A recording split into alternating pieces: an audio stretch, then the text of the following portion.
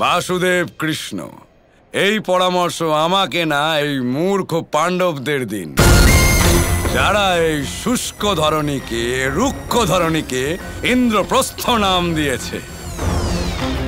আমরা তো এমন স্থানকে রূঢ় আর বাঁজা মাটি বলি।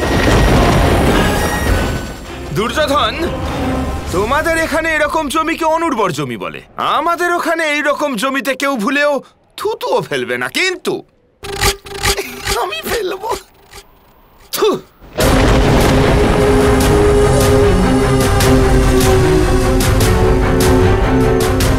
পার্থ, এই ধরিত্রীর বাস্তবিকতা কি আর গুরুত্ব কি তা তো সময় বলে দেবে। আপাতত মামাশ্রী, দুর্যোধন, দুঃশাসন, শিশুপাল এই যজ্ঞের আয়োজক হওয়ার দরুন আপনাদের সকলকে স্বাগত জানাই।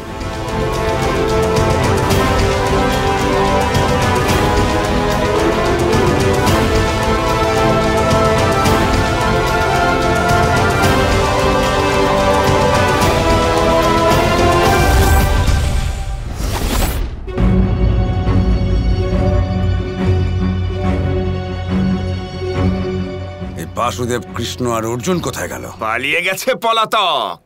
দুর্যোধন, থেমে যাও, আবেগের বশে কিছু ভুল করো না।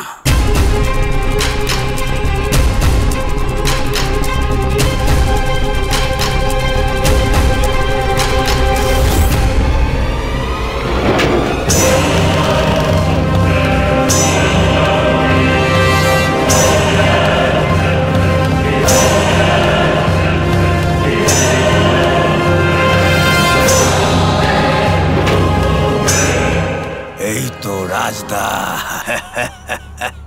আসুন আসুন শিশুপাল, আসুন। এসো ভাগ্নে, চলে এসো।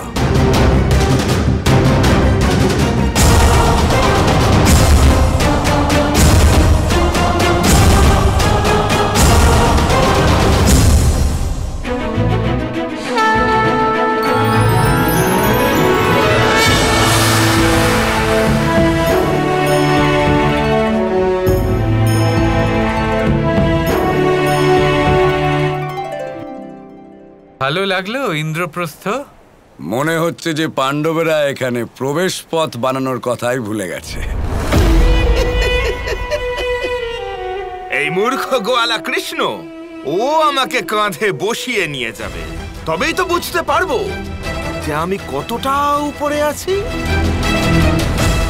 আর ও কতটা নিচে আছে। শিশুপাল, তোমার জিহ্বার কটুতা সীমা পার করতে চলেছে। এখনো সময় আছে, তা নিয়ন্ত্রণ করো, যেন এমন না হয় যে জিহ্বার সাথে সাথে মাথাও কাটা যায়। তুই কাটবি আমার মাথা, পলাতক।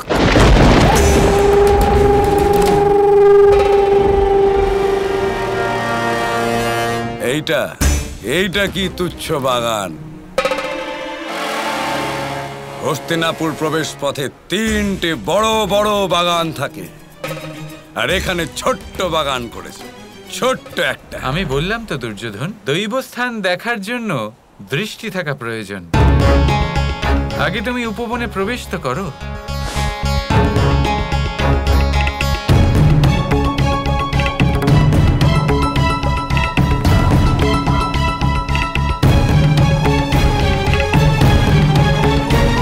এটা উপবন নয়, একটা উড়ন্ত বাগান দুর্যোধন।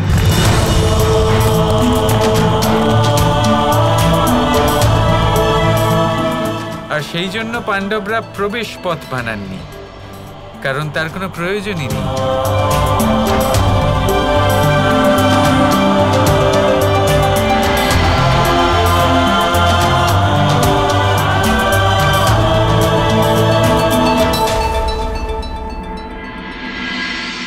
স্বাগত জানাই আপনাদের সবাইকে এই সংসারের সবথেকে সুন্দর মহলে।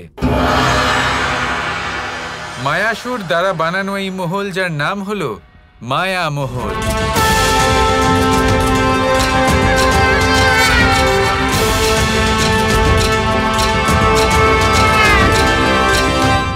এই সমস্ত ব্যর্থ লোক দেখানো বাসুদেব কৃষ্ণ।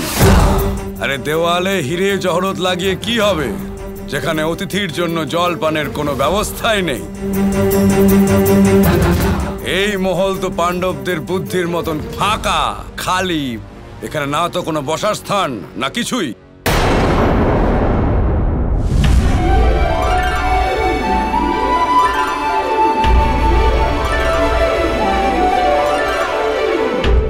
অতিথিদের ইচ্ছানুরূপ সব ব্যবস্থা রয়েছে এখানে। এসো জলপান গ্রহণ করো। আপনাদের আপ্যায়ন তো অত্যন্ত আবশ্যক, অতিথি মহোদয়।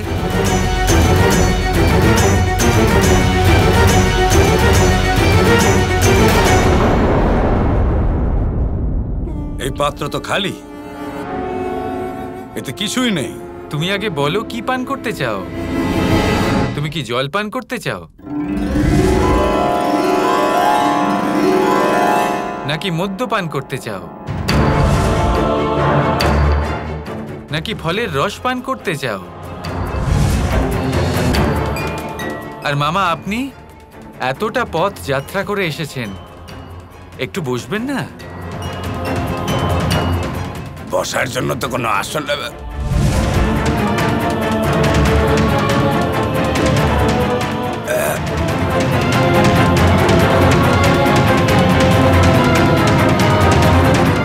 ভালোই, মায়াবীর জন্য মায়ামহল।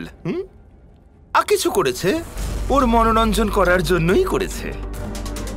কিন্তু মনে রেখো, সারমে ওর ভাই সারমেয়ই হয়।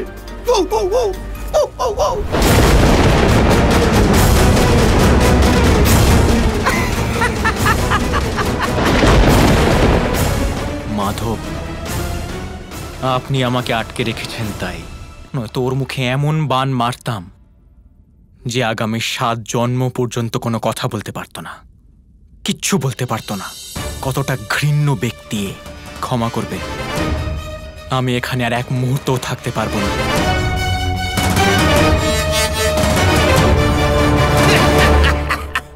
বিনাশকালে বিপরীত বুদ্ধি।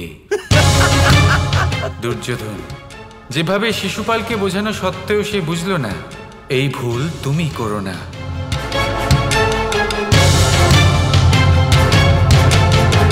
দুর্যোধন, এ হলো মায়া মহল। এখানকার প্রতি কণা হলো অদ্ভুত এবং দৈব। আর তোমাকে এইসব দেখানোর একটাই উদ্দেশ্য দুর্যোধন, যাতে তুমি সত্যটা বুঝতে পারো আর তা স্বীকার করে নাও। তুমি পাণ্ডবদের একটা অনুর্বর জমি দিয়েছিলে, পাণ্ডবরা তাকে এক দৈব নগরী বানিয়ে তুলেছেন। তুমি দিয়েছিলে খাণ্ডবপ্রস্থ, ওনারা তাতে ইন্দ্রপ্রস্থ বানিয়ে দিয়েছেন দুর্যোধন। পাণ্ডবদের পুণ্য অনেক বেশি, ওদের সাথে দেশ আর হিংসা ত্যাগ করো, নয়তো ক্ষতি তোমারই হবে।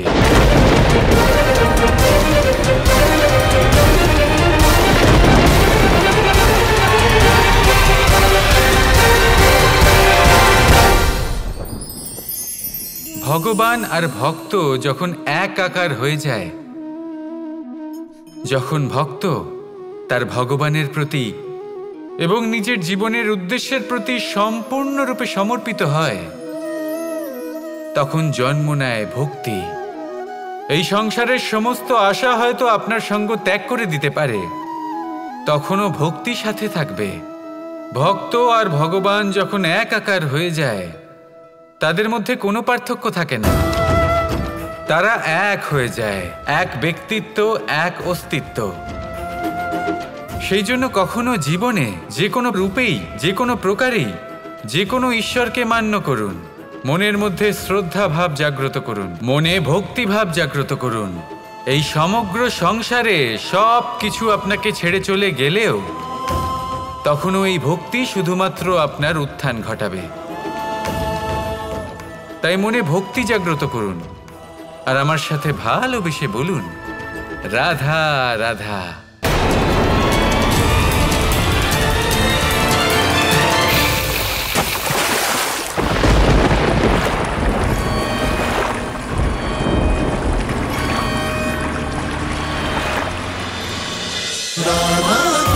Krishna Krishna Krishna Krishna